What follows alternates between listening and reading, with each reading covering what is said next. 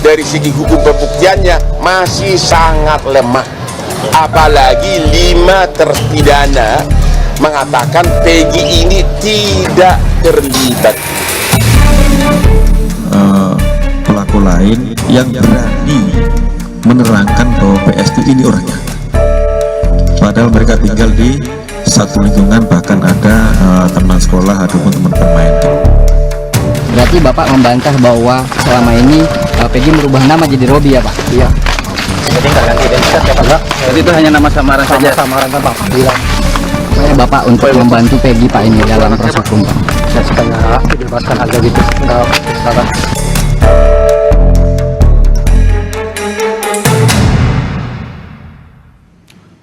Saudara, keluarga Vina meminta Polda Jawa Barat tidak terburu-buru dalam menetapkan Peggy Setiawan sebagai tersangka. Keluarga berharap polisi juga kembali mengusut 2 DPO yang dihilangkan usai menangkap Peggy. Kakak kandung Vina berharap polisi menyelidiki kebenaran peran Peggy yang disebut sebagai otak pembunuhan Vina.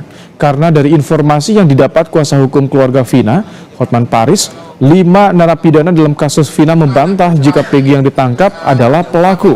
Tak hanya itu, kakak Vina juga meminta polisi tetap mengusut dan mencari 2 DPO yang dihilangkan usai menangkap Peggy, sesuai dengan hasil persidangan. Mana anaknya satu lagi yang mirip itu? Anaknya. Ya, ini si Dani nih.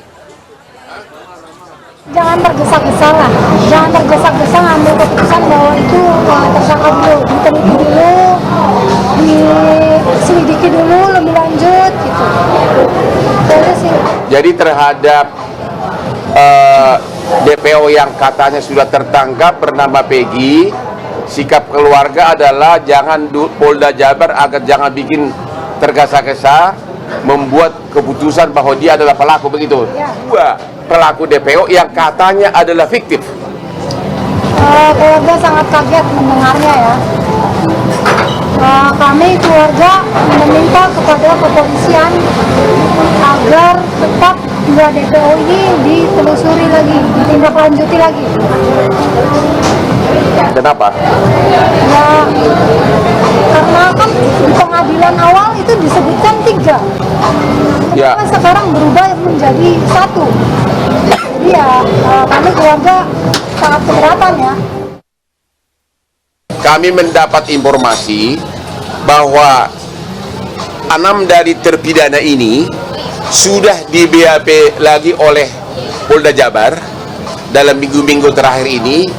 Ternyata katanya 5 terpidana ini mengatakan bukan Peggy pelaku yang DPO, hanya 1 yang mengakui.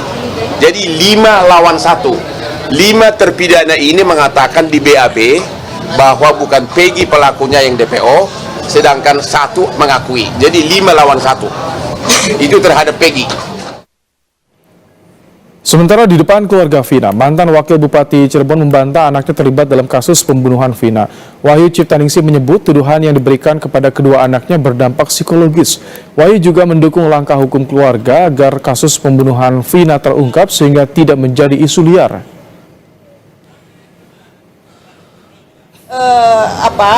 Situasinya membuat nyaman, kita kena sanksi sosial juga di lingkungan tidak nyaman. Ya mohon kepada semua masyarakat ya untuk tidak memberikan statement yang pemberitaan yang hoax ya, karena berdampak sekali kepada anak saya ya secara psikologis ya.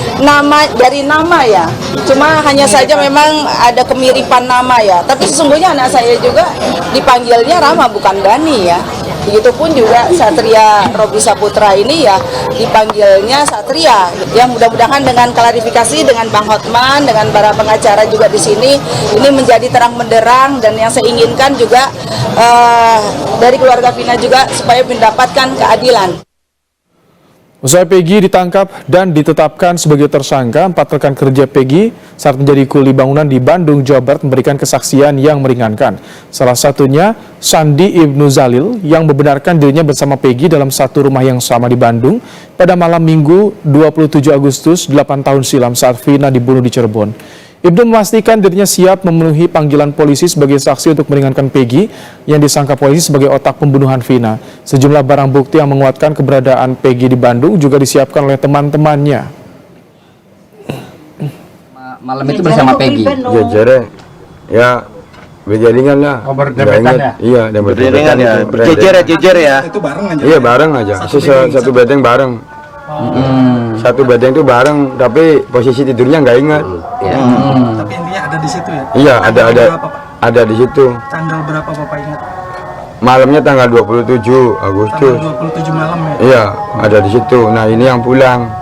Si siapa? Bondol pulang. Tapi Mas Ibnu ada di situ bareng. Ada bareng. Sama siapa? Isinya sama kayak gini. Sama ya, Cuma namanya Ibnu gitu. Oh, pemanggilan Iya. untuk memberikan kesaksian. Iya. Dan yakin Mas waktu itu Peggy ada bareng sama Mas Ibnu Yakin. malam itu? Malam itu yakin ada sama saya. Di mana? Di bedeng. Inilah Kampung Rancakasiat, tempat yang disebut sebagai lokasi Peggy bekerja saat peristiwa pembunuhan terhadap Vina terjadi. Menurut Ketua RT setempat pada tahun 2016, memang banyak pengerjaan di Kampung Rancakasiat. Sejauh ini Peggy bersikeras berada di lokasi proyek saat peristiwa pembunuhan terhadap Vina terjadi.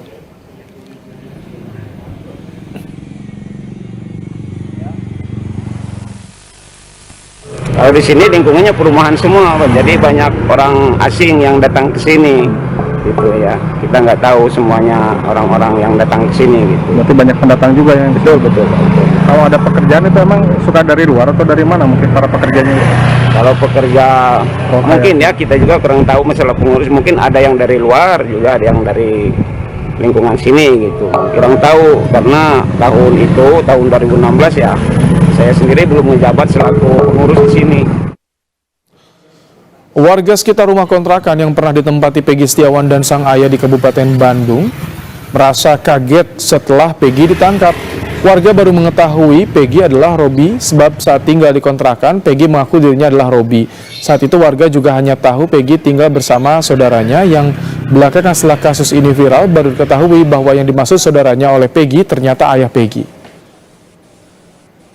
Cuman kenal lama aja, kan kenal orangnya gitu, cuma selewat aja. Emang tahun berapa sih dia di sini? Kurang tahu sih, sekitar 2018, sekitar 19. Itu di sini mengenalkan dirinya sebagai siapa? Robi. Tapi suka ngobrol kan sama Enggak suka ya, cuman jajan udah. tapi biasa gitu, maksudnya Orangnya ramah, orangnya. di sini sama siapa sih dia?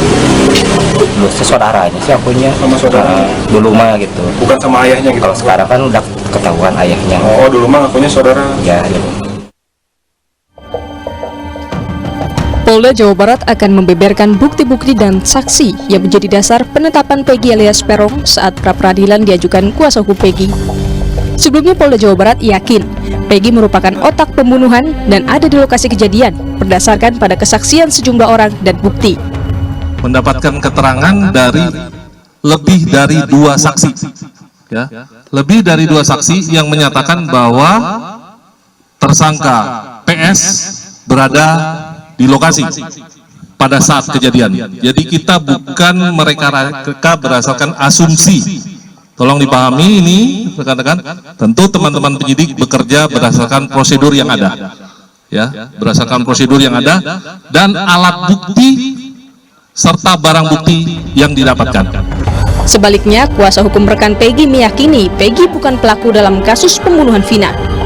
Pihaknya telah mengumpulkan saksi yang melihat langsung Peggy ada di Bandung saat peristiwa tragis pada 8 tahun silam. Iya, jadi malam itu pas dia bangun lilir, melihat Peggy itu tidurnya di samping pintu. Ya, itu. Jadi itu malam tanggal 27 Agustus malam itu, ya jam 12 dia bangun, Peggy ada di samping pintu. Nah, pada saat Bondol pulang, ya, dia memang tidur. Makanya yang antar itu adalah Ibnu, Robi dan Peggy. Nah, tetapi begitu jam 12 dia bangun, ngelilir kan, melihat Peggy ada tidur samping pintu jam 12 malam. Nah, itu. Sementara itu, menanggapi penangkapan Peggy, kakak Vina, Marliana meminta kepolisian jangan terburu-buru menetapkan tersangka. Jangan tergesa-gesa lah, jangan tergesa-gesa ngambil keputusan bahwa itu tersangka dulu, diteliti dulu, diselidiki dulu lebih lanjut gitu. Saat ini, Kejaksaan Tinggi Jawa Barat telah menerima surat perintah dimulainya penyidikan (SPDP) dari Polda Jawa Barat terkait kasus pembunuhan Vina. 6 jaksa telah ditunjuk untuk mengawal persidangan Peggy. Tim Liputan, Kompas TV.